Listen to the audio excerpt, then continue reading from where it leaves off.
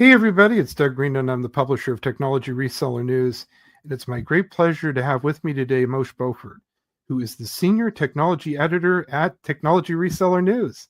Moshe, thank you for joining me today. Thank you, Doug. Thank you very much for having me. I'm excited to talk about Cisco today. And I'm excited also to tell our audience now that Moshe, who you may have recognized from other publications and other writings, is now part of the TR team, and from now on, you're going to be seeing more of him as he reports on the changing world of technology, the changing world of telecommunications technology. And but today we're going to be talking about the very recent Cisco partner conference. And the headline is Cisco transforms their partner program for the AI era. Josh, thank you for joining me again. And we're going to dive right into it. So Josh, before we get into that, tell everyone just very briefly a little bit about your background and what you do. So I've been a tech reporter in the space for over a decade now, and I've really enjoyed doing that. I've been covering the channel, unified communications. I've been covering contact center, what have you. But really, the core of that has been telecommunications, right? The very nerdy end user experience and things like that. And that's been really, really interesting. I've been following companies like Cisco and all of the smaller players as well. Obviously, all those in the magic quadrant, but the smaller players as well. So Moshe, let's lean into our inner nerds since you put it that way. You were at the Cisco conference. It was in San Diego just a couple weeks ago, and your reflection on it just before we started was, "Hey, these guys have changed their partner program, and it has something to do with the AI transformation." Yeah, well, so we've seen everybody. That's been the buzzword for the past 5 years. But we've seen a really massive transformation in the past since ChatGPT sort of came on the scene, which really flipped the script or changed the game, if you will. Cisco sort of did that the same thing, flipped the script on its partners, if you will. Now, what does that mean? There's a legacy partner program that existed prior to, what they did. There was a certain way partners did things. There was a certain way they earned their money. There was a certain way they got data and so on and so forth. But now everything is sort of shifted to the edge with AI infused into it. There are elements of Splunk, which is the acquisition that they made last year, sort of come into the element. But really what the headline is for me is that partners are, they really appreciate what Cisco has done. I think the ones who are sort of future-proofing and future-proof, and the ones who are ready to sort of go on that AI journey full speed ahead, because I don't think there's another option at this point. I think that, AI and edge is really where they're going to be focusing here, just, from henceforth. And I think, obviously those partners who are going to be successful in that endeavor are going to be the ones who adapt, go on that education journey, go on that certification journey and things like that. Let's stop on that point just for a second before we move on with our other questions. What do you mean by future proofing? I hear a lot about that all the time. Sure. What does it actually mean? Another sort of genericized term that we can sort of you hear it about it a lot. Yeah, everyone's saying it. Yeah. Yeah, well, future proofing to somebody who works in the technology industry, maybe the telecommunications space or the collaboration, unified communication space, IT space, would mean making sure that your technology is going to be viable in the future, making sure that your company is going to be viable in the future by leveraging the most cutting edge technologies that are going to give you the competitive advantage or competitive edge, if you will. All right.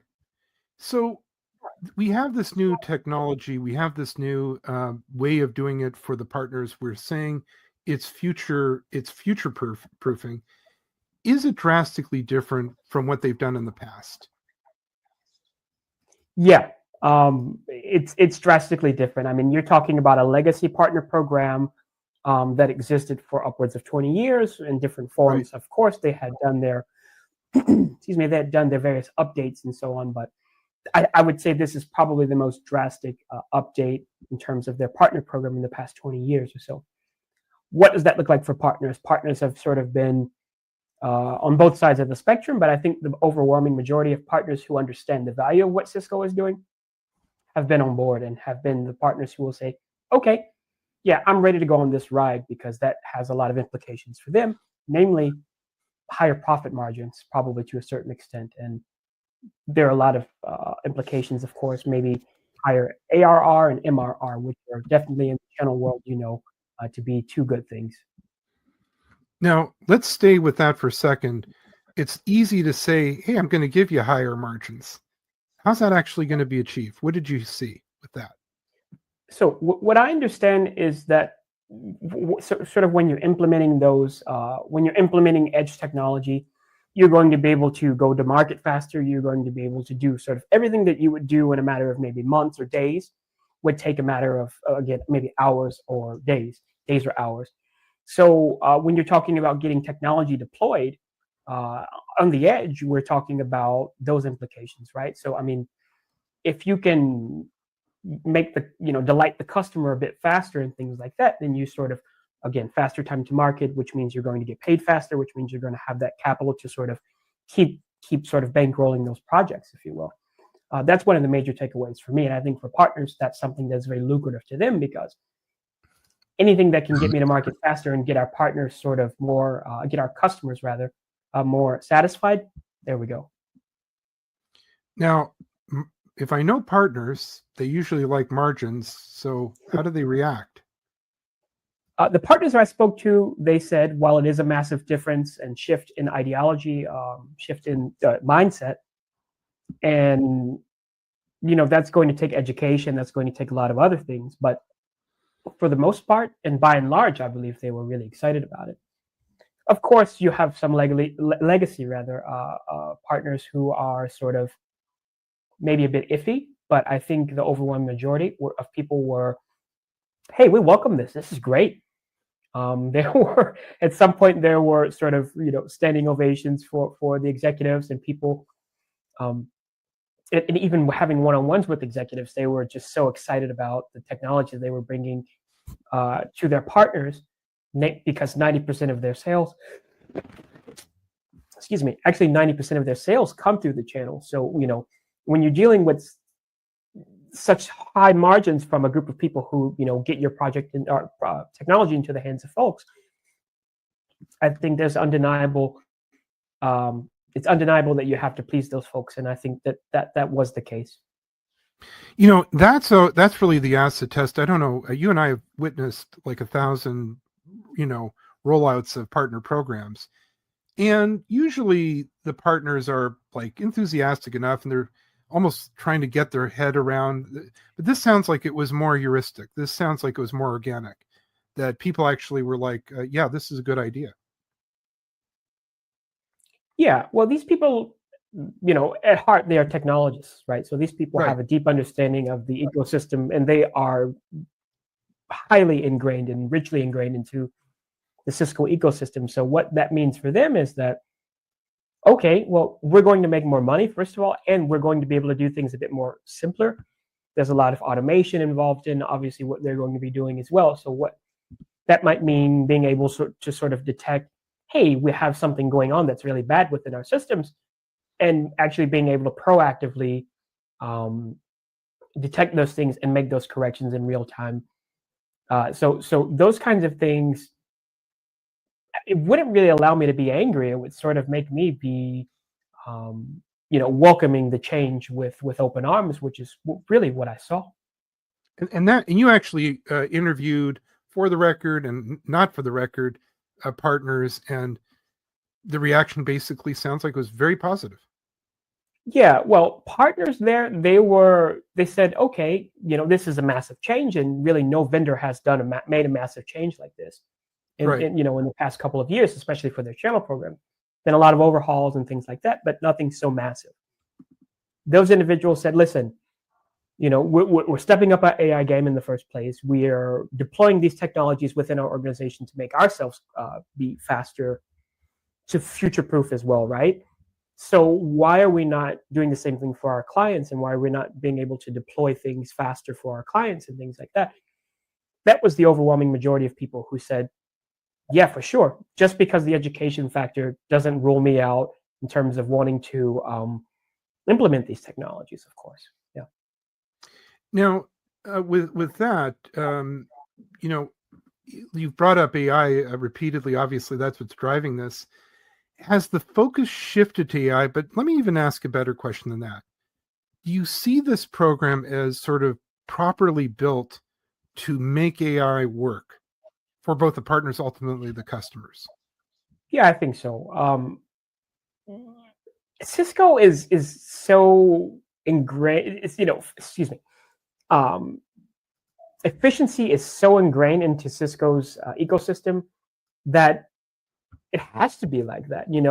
People wouldn't have it any other way if that wasn't the case. If AI wasn't doing something that would drastically change the output of what they're trying to produce, right, and the result of what they're trying to give or deliver to their customer, they wouldn't be on board. And what they've done is they've said, hey, you can go to market faster, you can detect problems faster, you can correct those or make those modifications automagically, if you will.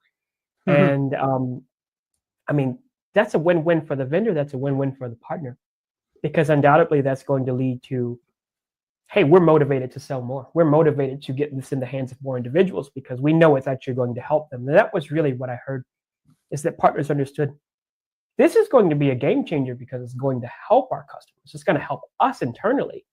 And once we get those use cases, because as we know, AI, we don't have all the use cases. We don't know exactly what it will do. In the long to short term, we understand, but the short term, but in the long term, we have really not a huge idea of the value that it can provide. And those channel partners are being sort of on the forefront of that, deploying that inside of their organizations to say, hey, we were able to reduce call volume by 500%. Massive figure, ridiculous, but maybe those numbers will be achievable in the future. So that's what I mean. In other words, you're saying that because it's very difficult sometimes for a company with a massive legacy infrastructure like Cisco, and as you put it, 20 or 30 years of doing things a certain way, very successfully, by the way, right? Yeah. To just make this 180-degree change. Yeah, that was a surprise to some people. Of course, you can't have 100% customer satisfaction. If you do, then might want to take a look at those metrics again. But I think so, right? I mean, I think that by and large, people just said, okay, and the mentality, I think, is if you can't beat them, join them, right? So, if your largest vendor that you're selling or that you're implementing or whatever you do, wherever you reside in the channel spectrum, if that's Cisco, then you either go with it and you go all in on this new ideology, and you succeed, and you go with they're making investments in terms of financial investments, marketing spend, marketing materials, co-branded materials, education. And that might be webinars, that might be in-person events, what have you. But they've gone all out to ensure partner success and partner enablement. And I think it's almost one of those things where if you fail, it must be your fault, to a certain degree, or you must not want to go on that journey with Cisco. Moshe, I'm struck by something you've said repeatedly in this podcast, which is ideology, which seems to me it's more, usually a partner program is, hey, we're going to give you we're going to juice it up with this or that benefit and so on. You're talking about a way of thinking. Certainly is a way of that what you're thinking. saying? Certainly is a way of thinking if you have to sort of transform the way you've done business for X amount of time. I think, if you've been successful in doing business one way, it's a shift. It's a massive shift in your train of thought. And I think that's an ideology to a certain extent that you have to say, hey, I'm going to do this. I'm going to go on this journey with you. And maybe we won't be profitable for 4 months, 6 months, maybe. But when we start to see those are going to be incrementally higher than what we've seen in the past. And you're also sort of telling me with that it's more of a journey, like again, another overused word, but that from what you saw from the partners, they were prepared to make that journey, to walk the walk from what they've been doing to something different, to be able to win with AI. Yeah, these people are already so richly and deeply ingrained into the Cisco ecosystem that just to give that up would be something that would be unfathomable to some of those individuals. So I think, and all those, I mean, I spoke with so many people who were just at their core, they believe in this AI mission, and there was no changing their mind in the first place. So I think when you have those kinds of people, they're willing to do what it takes to succeed in that industry, because they know where the curve is headed. They know where the margins reside in terms of, if you can leverage AI to your advantage, then you can do things faster. You can do things, and you can go to market faster, and you can make money, faster as well. So it's a win-win-win, I think. Moshe, when we were preparing for a podcast today, you called Splunk out on its own. Why'd you do that? Well, Splunk is an interesting beast. Splunk is sort of in a lot of parts of Cisco, and since the acquisition sort of completed last year, I can't remember when it was, but it was in the earlier part of 2024. You've seen a lot of integration into their greater stack. They have dedicated units at Cisco, and partners have been able to leverage that data, and Cisco have as well. You think about two types of data. There's human data, human-centric data, which comes from things like voice and things like that. And you also have the kind of data that comes from machines. Let's say you have a POTS line. It's just one example. You have a POTS line. Well, you don't know if it's not working until you need to use it. But if you have a proactive alert that says, hey, by the way, you have some fault in your what have you, that's one way that's being used. And that data is actually being used to train those LLMs so that it can be more efficient, become better. There are a lot of use cases for that, sort of in the contact center space, in the collaboration space. Hey, my video is, I have some jitter, right? Okay, well, how can we fix that? And things can be done automatically, things can be done manually, but Splunk has sort of been a big game changer. I mean, I think they understood the value of making that investment, and partners definitely understand as well. I spoke with the GM. I'm struggling to remember his title, but he was sort of in charge of Splunk. I'm actually writing something up about it now. And we started to talk about sort of how the value of it for a partner is unmatched. And he was able to really convince me toward the end of our chat. From the beginning, I understood the value, but he really sort of laid things out very succinctly for me to understand that way. So thank you for giving us a glimpse of what you're working on next, because I'm hoping that we are able to roll out a couple of these podcasts to give people a deeper perspective of what happened at the Cisco Partner Conference and the sort of tectonic shift that you're reporting on, and then also to drill down on some of the details and so on. Tell me just a little bit more. Give us a little bit of a glimpse of that thing you're working on. What's interesting is Cisco is, since the acquisition, Cisco has sort of gone really, head first, diving into sort of the Splunk value proposition, which is massive. So much can be done with Splunk in terms of dissecting data, understanding it, understanding how to make